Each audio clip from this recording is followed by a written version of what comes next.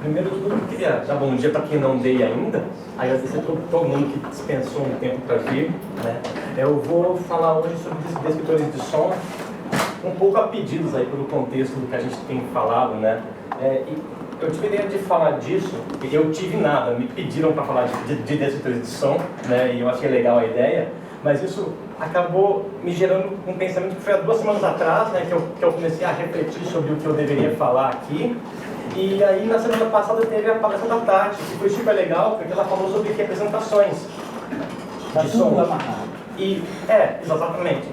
E as representações, né, pelo que a Tati falou, pelo que eu entendi, né, na verdade, existem coisas e a gente opta por representar essas coisas de jeitos diferentes. Ou seja, para cada coisa, existem muitos lados que a gente pode ver, né? E cada lado vai ressaltar alguma coisa que a gente acha mais importante, vai ter as suas implicações filosóficas e técnicas, né? Então, eu vou falar meio que a mesma coisa, só que visto por um outro lado, né? Bom, o problema que a gente lida com descritores de som é como descrever o som. Ou você senta ou fica do lado de lá, por causa que senão a gente não vê esses lados na câmera. Tá dando pra pegar? Tá. Só fazer um zoom. Faz um desculpa, Thiago. Tá ok. O problema ligado aos descritores de som é como descrever o som. E, na verdade, por consequência, a gente acaba refletindo como que a gente descreve coisas do mundo. Assim, cada um vai ter as suas palavras especiais para descrever sons. E, na verdade, todas essas descrições são representações também, né? Então, por isso que tudo que a Tati falou na semana passada se aplica aqui também. E foi muito legal porque eu vou poder, né, assumir que a gente já sabe disso. Bom, pessoal, muito antes de as pessoas fazerem música eletrônica, descritores, etc., existiam dinossauros. E os dinossauros, para quem era uma criança nerd tipo eu, os dinossauros existiam em muitos tipos diferentes. E a gente pode olhar eles, né? Eu escolhi meus 4 favoritos aqui, que são o Tiranossauro Rex, o Triceratops, o Velociraptor e o Brontossauro. E eles existem em 4 tipos diferentes, certo? E o que é muito legal deles é que a gente pode botar eles numa tabela e classificar os nossos dinossauros de acordo com algumas propriedades deles, certo? A gente pode falar que eles são grandes ou pequenos, que eles são carnívoros ou herbívoros, que eles são bípedes ou quadrúpedes, né? E a partir disso a gente pode ir remontando, a partir das nossas propriedades, a gente pode remontar qual é o dinossauro que a gente estava querendo encontrar. Bom, se eu falo que a minha espécie de dinossauro é um rótulo, quer dizer, espécie é um rótulo que a gente inventou porque a gente quis, os dinossauros estavam lá existindo e a gente classificou eles por espécie. Aí a gente tem propriedades deles que são descritores. Né? Toda propriedade é um descritor, você está usando para descrever. Nesse caso, eu estou usando um descritor que eu vou chamar de alto nível. Por quê? Porque ele tem um significado semântico muito próximo do que eu sou capaz de entender. Certo? Quer dizer, o dinossauro ele não é carnívoro, a gente classifica ele como carnívoro porque ele tem certos hábitos lá e a gente acha que é. Certo? O que acontece na verdade é que o cientista lá que acha uma ossada, acha um monte de ossos, vê a partir das propriedades mensuráveis dos ossos, né? Ele vê, por exemplo, esse dinossauro tem um fêmur de 30 centímetros, um braço de 3 centímetros. Então, provavelmente, esse dinossauro não deve andar com as patas da frente, porque senão ele ia ser esquisito, né? O dinossauro andar com as patas da frente no chão. Então essas patas devem servir para outra coisa, portanto ele deve ser bípede. Então, quando você mede os ossos, você está vendo uma coisa que é muito prática, objetiva e concreta da coisa que você está vendo. E quando você fala que ele tem uma locomoção de um certo tipo, isso já é uma forma mais abstrata de falar da mesma coisa. Quer dizer, os atributos de alto nível são esses mais abstratos e os de baixo nível são esses que a gente mede, certo? Exatamente, o tamanho do osso. A metáfora disso é como se a gente estivesse passando de balão em cima das coisas. Alto nível está próximo da gente, baixo nível está próximo da coisa em si. Certo? Então, assim, a gente pode falar que o dinossauro é herbívoro, mas isso implica, assim, isso é porque a gente arbitrariamente achou que ele era parecido com alguns hábitos que a gente acha. Bom, e aí então a gente cai de novo na questão, né? Como a gente descreve o som, dado isso tudo. Na verdade, a gente pode passar um tempo querendo, objetivamente, a gente pode pensar nesse problema como um problema de atribuição de rótulos, né? Quer dizer, eu quero que meu som tenha um rótulo tal, assim, assim. Aí a gente pode pegar como um problema exemplo a diferenciação da obra de Beethoven da obra do Mr. Catra. E não é tão trivial assim, tá bom, a gente ouve e a gente percebe. Mas o que você consegue dizer objetivamente que vai diferenciar Beethoven de Mr. Catra? O que é o Mr. Catra? Mr. Catra é um funkeiro. É música com... Poxa, Tati, que decepção. Bom, tá bom, aqui... Não. Beethoven, vocês Eu vou conhecem. gravar essa aula e vou comentar. Está sensacional. Vamos lá. O Beethoven, né, representante aí da música clássica, o Mr. Catra da música contemporânea. Mas a gente poderia falar, se o cara usa um sampler, provavelmente ele é do funk, não da música clássica. Mas além disso, né, hoje, se ele usa um sampler. Exatamente. E você pode, assim, claro, Beethoven de Mr. Catra tem uma certa dificuldade. Agora, vamos tentar diferenciar o Beethoven do Mozart, assim, com características que a gente pode ser objetivo nisso, né? Não que você possa medir, mas mesmo que você fale, pô, o Beethoven usa mais um tipo tal de estrutura do que o Mozart, alguma coisa assim, isso são tudo formas que a gente tem de descrever a música do Beethoven e do Mozart, né? E na verdade a gente pode ficar tão próximo quando a gente queira, né? Você começa a tentar diferenciar o Beatles do Queen, começa a ficar um pouco mais difuso, você pegar vários músicos dos anos 80, né? Especialmente no blues dos anos 60, tem muitos clichês que são usados em muitas músicas. Então fica tudo muito próximo e a gente vai tendo mais dificuldade de encontrar quais descritores são adequados para descrever cada som. Bom, um descritor que a gente usa muito são as notas musicais. Em um certo aspecto, a nota musical é de alto nível, porque ela é mais abstrata do que o som em si, que a gente ouve. Ela também está num nível menos abstrato do que você falar de harmonias, de contrapontos e etc. Uma nota, ela está ligada a um certo paradigma de criação musical, na qual você tem um certo repertório de técnicas e você está posicionando essas técnicas ao longo do tempo em uma música, né? Aqui, bom, vocês conhecem essa notação? É uma notação estilo pianola, ou piano roll, né? E a ideia dela é que tem cada tecla de um piano tem a sua faixa aqui, e onde tem um retângulo é uma nota, né? Então uma nota que começa aqui e acaba aqui, começa aqui e acaba aqui. E tem um acorde. Tá? Sim, exato. Aqui tem 4 notas, né? Tan, tan, tan, tan, tan. Bom, só que, ok, as notas musicais são muito úteis e tudo para descrever sons e etc. Mas elas também implicam culturalmente numa coisa que é, assim, nosso corpo é capaz de produzir som muito mais devagar do que nossos ouvidos são capazes de perceber, certo? E o que acontece? Bom, isso implica numa série de técnicas matemáticas que a gente pode usar para explicar o som, certo? Quem não conhece a transformada de Fourier, a ideia da transformada de Fourier é a seguinte: você pega um sinal qualquer, fala que ele é estacionário, e você vai transformar esse som em uma somatória de sinais senoidais. Um sinal senoidal é como se fosse um assovio, ou um som de um teremim, e se você combinar sons desse jeito, variando a amplitude deles e a frequência, você vai ter de volta o som da coisa que você queria. Isso não é uma aproximação, isso é uma transformação sem erro, então você pode ir e voltar na transformação de Fourier. Bom, como os nossos sons não variam perceptualmente num intervalo de tempo muito curto, porque a gente não consegue produzir sons tão rapidamente, e a gente não consegue reagir a eles tão rapidamente assim, a gente pode dizer que eles são estacionários em um intervalo de tempo curto. Nosso ouvido também não tem sensibilidade de fase, quer dizer, se você pegar um seno agora e um seno daqui a pouquinho, ele vai ter o mesmo som. Assim seno é a mesma coisa. Assim seno é a mesma coisa.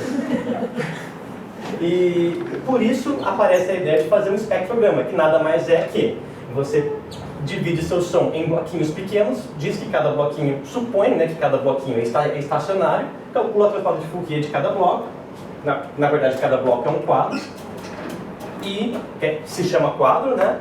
E usa um módulo dessa informação em um diagrama, né? E aqui estamos com um espectrograma daquele mesmo som que foi modelado por notas no começo e foi renderizado com sons de piano. E aqui a gente tem o tempo, a frequência, e quanto mais escuro é o nosso ponto, mais energia tem naquele ponto. E aí a gente pode ver aqui as séries harmônicas das notas que se combinam, né? E aí então a gente pensa, pô, então um som que é parecido vai ter um espectrograma parecido com outro som que é parecido, né? Só que definir o que é um espectrograma parecido não é muito trivial. Na verdade, definir o que é um som parecido já não é uma coisa muito fácil, porque eles podem ser parecidos de muitas formas diferentes. Por exemplo, se você toca uma nota dó em um piano, depois pega um saxofone e toca aquela mesma nota dó, eles são parecidos por um motivo. Se você pega a nota dó de um piano e depois toca a nota ré nesse piano, ele é parecido com esse som de dó, mas é por outro motivo. Então você não pode dizer que uma coisa é arbitrariamente, absolutamente parecida com outra, né? Bom, só que você pode mesmo assim sair encontrando possíveis motivos pelos quais as coisas são parecidas. Na verdade, a gente pode encontrar pistas, né, para tentar definir objetivamente algum critério de parecido. E aí, se a gente pegar aqui nos nossos quadros, né, que a gente tinha dividido para fazer o espectrograma, calcular, elevar todos os coeficientes ao quadrado e somar tudo, você vai ter a energia de cada quadro. A energia de um intervalo de tempo curto é uma potência instantânea naquele tempo. A potência instantânea de um sinal está ligada com a intensidade perceptual. Então a gente pode possivelmente visualizar a intensidade perceptual de algum trecho de áudio. E aqui eu fiz a mesma coisa com aquele som de piano. Aí você vê que legal, quando você toca uma nota, você tem um pico de energia, que é o que a gente esperaria, né? Mas a gente entendeu uma questão perceptual, tentou relacionar ela com alguma coisa que a gente usava, né? Com alguma coisa que a gente conseguia calcular, e a partir desse cálculo a gente... Tiago, desculpa, está indo muito bem. Não sei se todo mundo entendeu o quadrado como o descritor da energia. Todo mundo? Ok, continua. Ok, então, na verdade não é que a energia seja a intensidade perceptual. A gente acha que ela é ligada à intensidade perceptual o suficiente para a gente olhar para isso e conseguir relacionar. Mas a gente tem um problema também, tipo, isso é uma escala que é completamente arbitrária. O que é energia 0025? Isso não faz o menor sentido perceptual, né? A gente pode converter isso para uma escala de decibéis, mas mesmo assim, em um som gravado, especialmente, isso já passou por uma cadeia de ganhos, amplificadores, etc., que isso não tem muito significado. Você tem uma certa noção de valores mais altos e valores mais baixos, certo? Mas não que isso seja uma coisa absoluta. Bom, aí então a gente pensa, mas quais descritores de áudio existem? Muitos, muitos. E, na verdade, desde 1995 as pessoas estão inventando novos. Porque, na verdade, tem dois problemas. Um que é o reconhecimento de fala, que bastante gente tem usado descritores de áudio para fazer sistemas que automaticamente reconhecem o que você fala. Que estão usando atualmente em centrais de telefonia, né?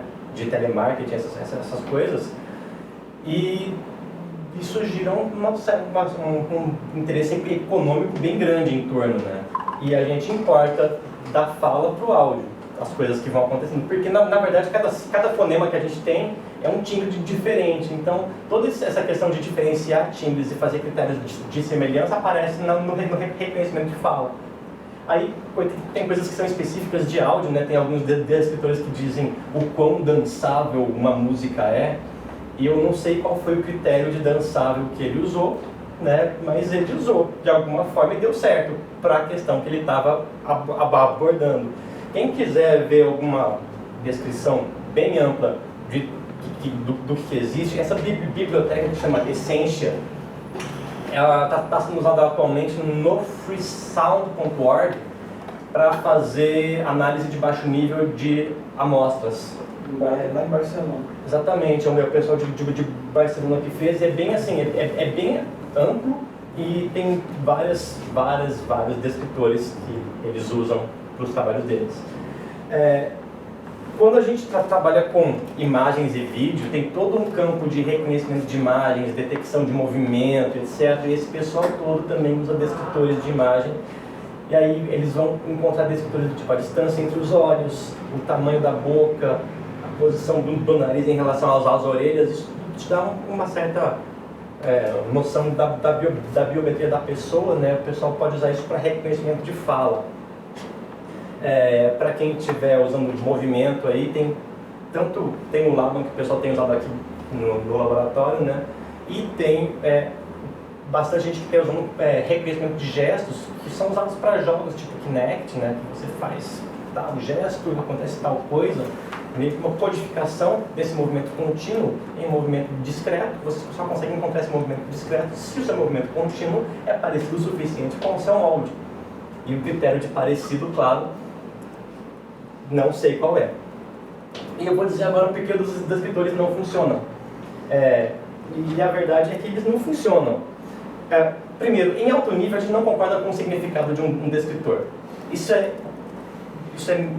Em áudio, isso não é só um problema nosso aqui, que a gente sempre fica discutindo o que é um tal conceito.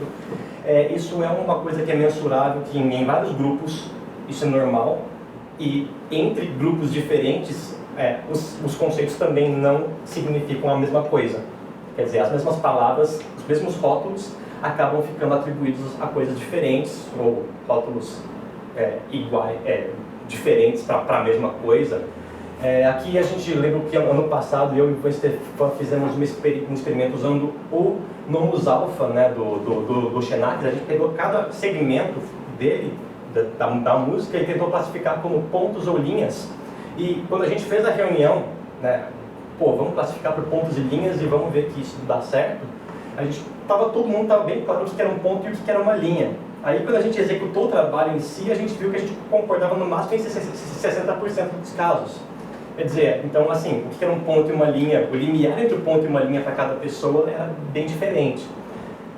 Em baixo nível, a gente tem um problema que as coisas que a gente calcula não representam tão fielmente assim o que a gente quer representar.